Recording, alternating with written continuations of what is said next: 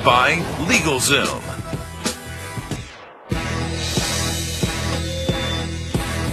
Let's get it cracking. Let's start the session. March left the competition, balls by that action. You can never debate it. This is actual fact. Stephen A. and Max Gale said they say it's a rap. I'm like, say what? Say what? What's up with all my haters? I'm a ball when I perform. So my jersey's in the air. I'm allergic to my haters. Every morning I put player. Lot of clothes I can wear just like them Oregon players. Yeah, quack quack. What it do? Rap like it's nothing to it. Matter of fact, you can ask hard and I'm cooking too. Base guard cooking too. Nah, look at you. Break mine. They embrace mine like a crooked tooth. 4 takes. That's you. 3 takes. Not me. 2 takes if you lucky. First take. Stop me. 4 takes. That's you. 3 takes. Not me. 2 takes if you lucky. First take. Got me.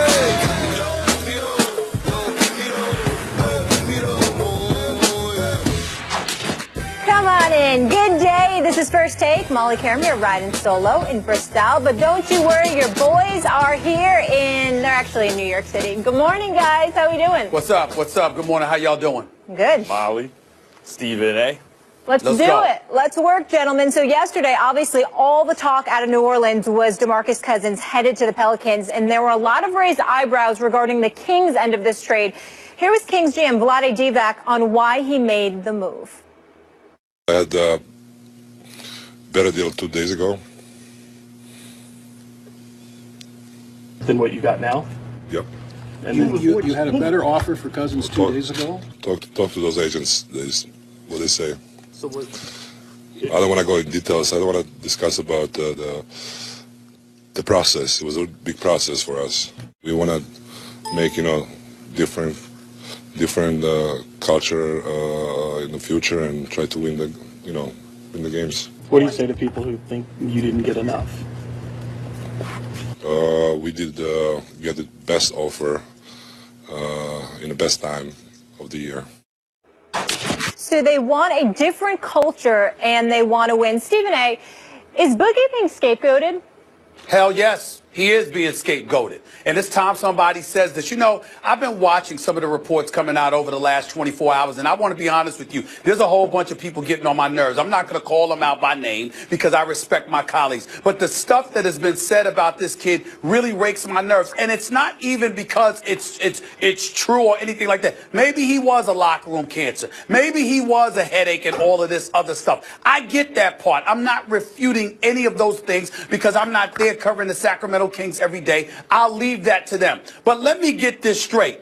The best big man in basketball, who is averaging 28 and 12, gets traded. And it's his fault that you settled for Buddy Hield, a number 6 overall pick, who's averaging less than 9 points a game and shooting less than 40%, for dudes like Tyreek Evans, the perpetually injured, or a Langston Galloway. Got me thinking about the novelist Langston Hughes, for crying out loud, or a first-round pick that's lottery protected, or a second-round pick. Really? I'm supposed to sit up there and look at this and say, oh, that's Demarcus Cousins' fault? Stop the nonsense. I don't want to hear that nonsense. Here's the reality of the situation. We got too many executives that are so willing to pass the buck against young players that nobody takes the time to fall back, Molly and Max, and ask the question, excuse me, what the hell is your job? Do you play? No, you do not. Your job is to be an executive and to make astute decisions. Well, let's go to the decisions of the Sacramento Kings. I've got the list right here. 2012, the number 5 overall pick, some dude named Thomas Robinson. How has that panned out? Ben McLemore is still in the NBA for these dudes. He's a number 7 overall pick. How's that working out? Has he resonated profoundly to the point where we see stars in his eyes? What about this kid out of Michigan, Nick Stauskas, number 8 overall? How has that panned out? Do we remember the name Jimmer Fredette? I know he dropped 73 the other day in China, but this is the NBA. Who the hell is thinking about China other than Stephon Marbury? I don't want to hear that. And so now you look at it from that perspective. You had Hassan Whiteside going. You had Isaiah Thomas, who's a top candidate for league MVP honors. You traded both of them away. That's DeMarcus Cousins' fault too. I'm tired of this nonsense. I am tired of players constantly being called to the carpet for stuff that organizations do, no matter what you want to say about Demarcus Cousins. And I'm certainly not here to act like there's some halo over his head and he's some angel. But what I'm saying is, as a player, he shows up and he's doing something. What the hell have the Kings done? Demarcus Cousins is averaging 28 and 12. No, he has not won more than 33 games in a season. You trying to tell me that's DeMarcus Cousins' fault? Not Vlade Divac and this dude, Rana Dive, the owner? Stop the nonsense. The Sacramento Kings can kick rocks. I don't want to hear another damn word from them about character and culture. Who the hell should trust the Sacramento Kings to build character and culture? As far as I'm concerned, you haven't had it since Chris Webber and Vlade Divac were playing for the Kings. They need to shut the hell up. It's ridiculous what they're saying. Go ahead, Max. Vlade Divac gave it away. I mean, he's talking about it's an amazing piece of video. Talking about we had a better deal a couple days ago than the deal we actually pulled the trigger on, but we need to change the culture. What Vlade Divac is telling you is, this is out of my hands. My hands are tied. I'm getting orders to behave in a certain way that is counterproductive, that is suboptimal for our team. The answer is yes, absolutely, Boogie Cousins is being scapegoated. Stephen A., as you say, it's not that he's an angel. And obviously, you look at his trade value around the league, it's not nearly what it should be. It doesn't indicate his skills because he is considered a team destroyer, obviously. But he is being scapegoated here for two things. Rana Dive, the owner, apparently believes Buddy Hield is Steph Curry. That's embarrassing. The other thing is, Rana Dive, the owner, thinks he knows anything about basketball. Remember when he said he wanted him to cherry pick on defense a couple of years ago?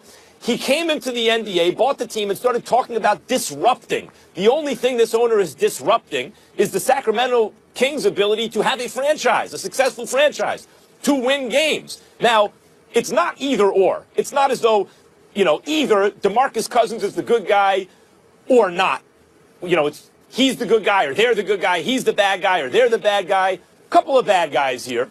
The culture of the team is broken, of the franchise is broken. Fish rots from the head down. That starts with Rana Dive.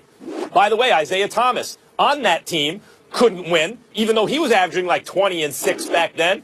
He's on the Celtics. He's winning just fine. Let's not forget Isaiah Thomas's free agent value, largely because of his work with the Kings, a little bit with the Suns, but largely because of the Kings. Excuse me, no, he signed with the Suns. I take that back. Just because of his work with the Kings, he was considered a losing player. So he got under $7 million a year, even though he put up 20 and 6. Because you can't win in Sacramento. And how's Isaiah Thomas now? Is he a losing player? Does he have a problem winning? Nothing wrong with Isaiah Thomas. He's a winner, not fourth quarter points, etc., winning like crazy in Boston. The problem is when he's playing in Sacramento. Now, the question is that the culture of the franchise or Boogie? Both may be complicit, but here Boogie is being scapegoated by a rotten franchise, and the GM is basically telling you that. I could have had a better deal. I am not unfettered. My hands are tied in a certain way that makes it difficult for me to do my job. That's what I get from that remarkable piece of video, and yes, Boogie Cousins is being scapegoated. He's definitely being scapegoated, but it resonates far deeper than that. First of all, let's understand that DeMarcus Cousins is not approaching free agency. He literally has another full year to go until the summer of 2018 when he's scheduled to be a free agent. That means you could have waited until the season ended. Obviously, in the offseason, teams usually have more cap space and they're in a position to do more things because they have more maneuverability and flexibility. That's ignorant part number one of the Sacramento Kings. Number two, considering the fact that, again, because you are scheduled to have that, you could have them on the roster, paired with Anthony Davis. They might win basketball games, and as a result, I'm saying it could elevate his value now that he's going to be in New Orleans. But the point is, if you're Sacramento, you could have avoided all of that because you simply could have waited. Number three, and more importantly, when I look at this, and I'm sick and tired of people not bringing this up. These organizations, you know, there was Dennis Rodmans in the world. There was Dennis Rodmans. There were the Vernon Maxwells of the world. There was Xavier McDaniels of the world. The Charles Oakleys or the Anthony Masons of the world. Guys that, you know, sometimes could be problematic or what have you. The fact of the matter is, I remember Charles Oakley. This dude actually got into a fight with assistant coach Paul Silas, a fist fight while he was playing and Paul Silas was an assistant coach, for crying out loud. These kind of things happen. But in the end, if you have an organization that has cachet, what transpires is that ultimately they're able to reel guys in because they prioritize what contributes to the success of the team. If you are not playing and you're a coach or an executive, why is it that you get away with constantly blaming players instead of being held accountable for what you don't do? I don't understand that.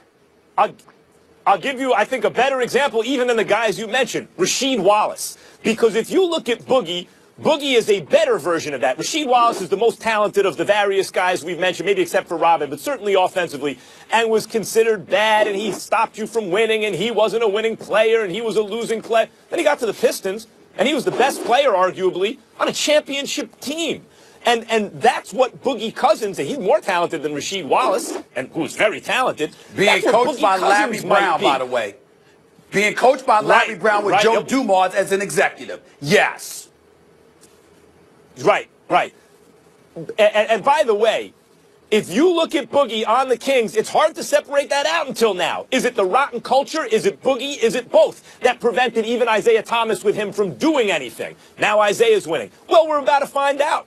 If it can work with Anthony Davis, boy, that makes Ronadive and that franchise look even worse than they look right now, which is pretty bad. Let's spin the conversation forward. So we've heard from Vladdy. Boogie has also spoken. He might be headed to the Bayou, but part of his heart is clearly still in Sacramento. Take a listen.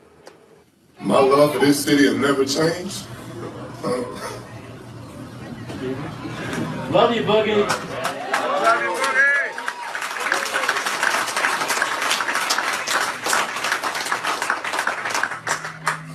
My love for this city will never change. Even though I'm gone, it'll still be the same. You know, I'm still looking out for these kids. Every family in this city matters to me. Every soul in the city matters to me. So everything's the same. I'm just not in the King uniform anymore, which is okay because, you know, the love is still here. It's still gonna go on, man.